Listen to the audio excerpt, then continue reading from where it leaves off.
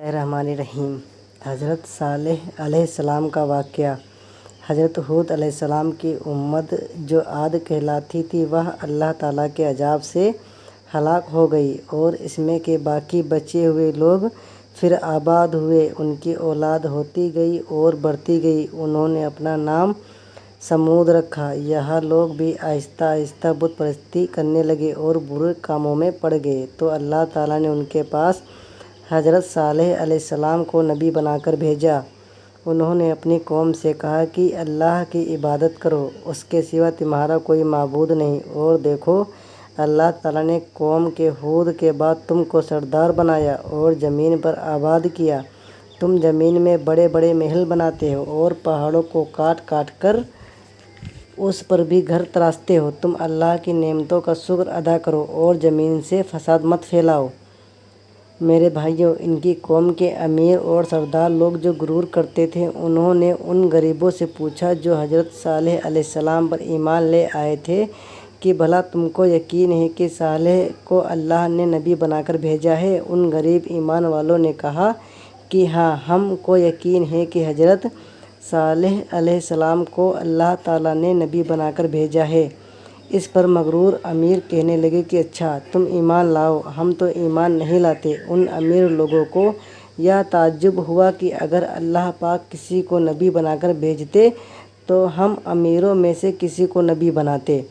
حضرت صالح علیہ السلام برابر اللہ تعالیٰ کا پیغام ان کو پہنچاتے رہے مگر کوئی ان کی نہ سنتا بلکہ الٹا مذاق اڑاتے۔ آخر میرے بھائیوں، ان لوگوں نے فیصلہ کر لیا کہ حضرت صالح علیہ السلام سے کہا جائے کہ اگر سچے نبی ہیں تو اس پہاڑ میں سے اونٹنی پیدا کر دیں، ہم آپ پہ ایمان لے آئیں گے اور جانیں گے کہ آپ سچے نبی ہیں۔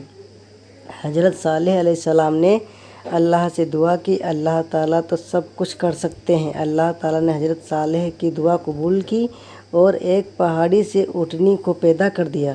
لیکن میرے بھائیوں، ان کی قوم یہ سچائی دیکھنے کے بعد پھر بھی ایمان نہ لائی۔ یہ اللہ کی اونٹنی ایسی تھی کہ جس چشمے پر جا کر پانی پیتی تھی، سب پانی ختم کر دیتی تھی۔ اب تو ان کی قوم کے لوگ اور بھی پریشان ہوئے۔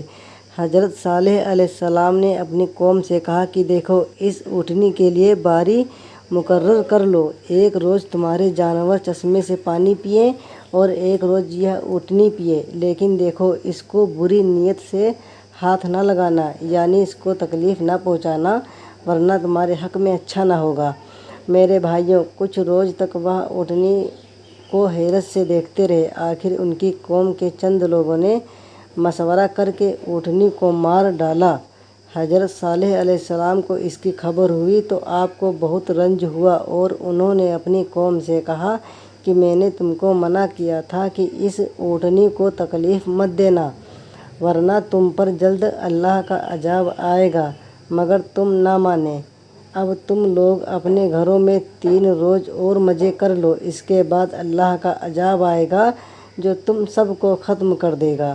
چنانچہ میرے بھائیوں، ایسا ہی ہوا۔ اللہ تعالیٰ نے حضرت صالح علیہ السلام اور ان لوگوں کو بچا لیا جو ایمان لے آئے تھے، لیکن جو لوگ ایمان نہیں لائے تھے، ایک بڑی ہیبت ناک اور خوفناک آواز پیدا ہوئی جس سے وہ اپنے گھروں میں اوندھے پڑے رہ گئے اور مر گئے۔ ایسا معلوم ہوتا تھا کہ کبھی یہاں رہتے ہی نہ تھے۔ میرے بھائیوں، جو لوگ خدا کے حکم پر نہیں چلتے اور پیغمبروں کا کہنا نہیں مانتے، ان کا یہی حال ہوتا ہے۔ اللہ تعالیٰ ہم سب کو اپنے عذاب سے بچائے اور اپنے رسول کی اطاعت نصیب کرے۔ آمین۔